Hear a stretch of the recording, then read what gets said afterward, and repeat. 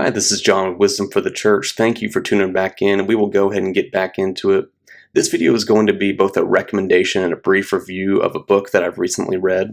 It's called Against the Waves, Christian Order in a Liberal Age by John Harris. And John is a Christian podcaster, cultural commentator. He writes a lot. He's also written a recent kind of country folk album as well that's out, I think, on iTunes. And so John has a lot to say about Western culture and things going on in our day.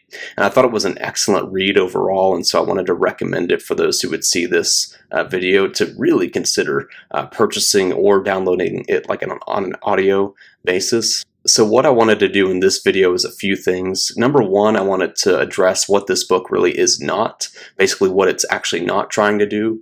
Number two, I wanted to address what this book actually is in its core. What is this book actually about? What does John accomplish in this book? Number three, I wanted to highlight a few of the strengths of the book that really shined forth and shined through to me that I thought were excellent and will be helpful for you as one who would read it and what you should be keying in on when you read it. And last, I'll offer any critique that I have, and we'll go ahead and get into it. First, I want to just address what this book is not. And the reason I wanted to do that is that you might think this book is something based on its title that it's actually not trying to do. So the title, Against the Waves, Christian Order in a Liberal Age, might make you think that it is a critique of theological liberalism. And if it were a critique of theological liberalism, that would be a great and worthy book. I don't think there can be enough books tackling and defending against and destroying theological liberalism. Theological liberalism is essentially the idea that the Bible overall is more of a metaphor or an analogy rather than real history that really happened by virtue of a strong and miraculous God, a God who is truly supernatural. So, for example, the book of Genesis is more allegory than it is history in that scheme of things. The miracles of Jesus, we'll know, those are more just spiritual lessons to teach us a nice lesson about morality, these types of things. And they really strip the entire Christian message of its power. And the power of God is giving his Son in real space-time reality miraculously for our sins and bringing him up from the dead so that we might have life. It is a God who truly did speak things into existence, truly did do tons of miracles in the Old Testament, truly did bring the Israelites across the Red Sea, destroying the Egyptian army, and so many more things. And theological liberalism sees that and says, no, it's all just a bunch of fairy tales designed to teach us some spiritual truth, essentially. And that has destroyed the faith of so many.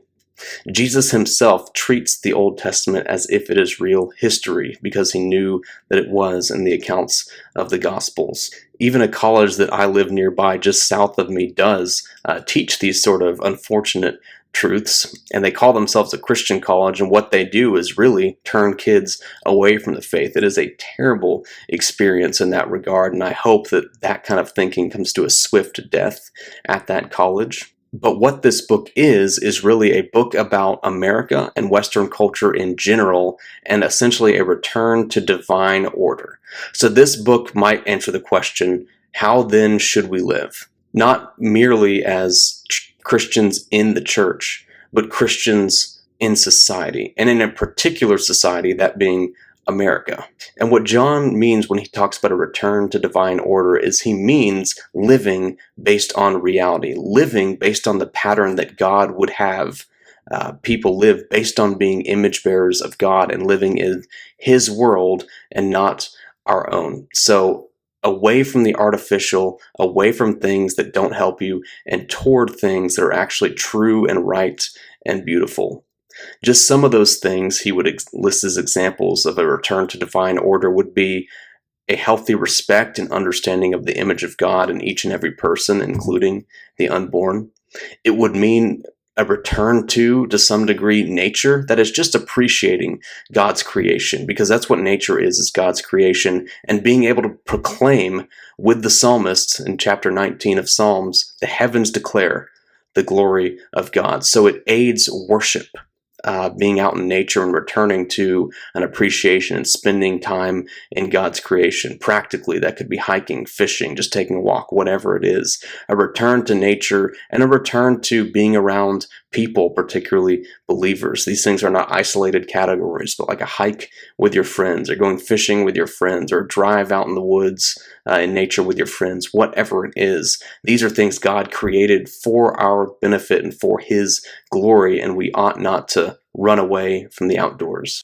How about a healthy love for one's people group, even one's ethnicity, or ethnos as the New Testament calls it, without the idolatry that goes with it, like the woke side of things would go for?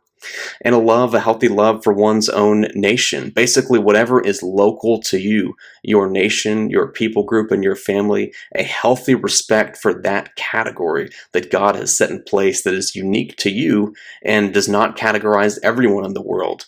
I don't want someone who lives on the other side of the ocean to love America as much as I do. I don't expect that. I expect them to have a healthy love more for their nation, because that's a natural thing. It doesn't mean that they hate my nation. It just means that they're living within God's right order. And this is true, and it's right, and it is good. And that's what John is getting at in this book. He's talking about how should we live as citizens, and particularly Christian citizens in this nation, and pursue a way forward for people to follow. Next, I wanted to highlight what I believe are the shining strengths of this book, things that if you do read the book, and I highly recommend that you get a copy either physically or on audio, that you key in on these couple of concepts and chapters. The first strength that I believe shines through based on John's writing is that it is, and his writing is, conservative in nature. It's conservative in nature, traditionally conservative at that. And what I mean when I say conservative in nature is that conservatives, of which I am one, I believe that our greatest protest is not the ability to make signs and yell at corporations. I don't believe our greatest protest is violence. I believe that very often the norm of our greatest protest is actually a well-principled, disciplined, orderly, and charitable life that lives, again, within God's norms. So growing in our personal virtue, building our personal character, extending that as we build families, caring for our local community in ways that build up rather than tear down. These types of things are some of the greatest strength that conservatives have, because conservatives, they build. And then we try and protect and improve what we have built. We seek to conserve it. And so I really think that John highlights a big heart of what being a conservative is all about in his writing, and so I think you'll see that too when you pick up the book. Another strength that I think really comes out in this book is John's critique and also offering solutions to problems in our day, particularly problems that are actually within what we might call the politically conservative side of the aisle. So he offers both critique and he offers what I believe are solutions. And the critiques of modern conservatism is that it doesn't have an actual vision on what we should be about, other than just being not the left and not as crazy as the left. And the solution he offers is really what I've talked about earlier, a return to divine order.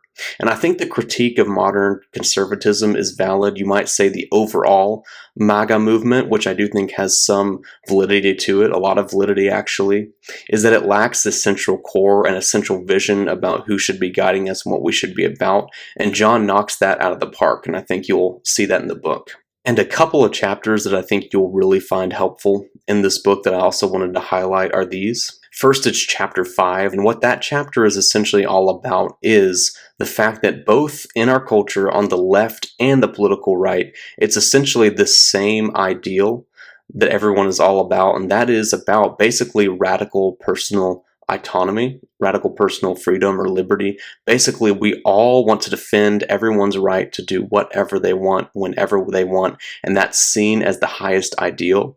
And I think John does a great job at destroying that as a false god and as something that's not sustainable in a society that has people who are people and communal and have families and have local smaller communities that extend to bigger communities, and we're not just personal silos.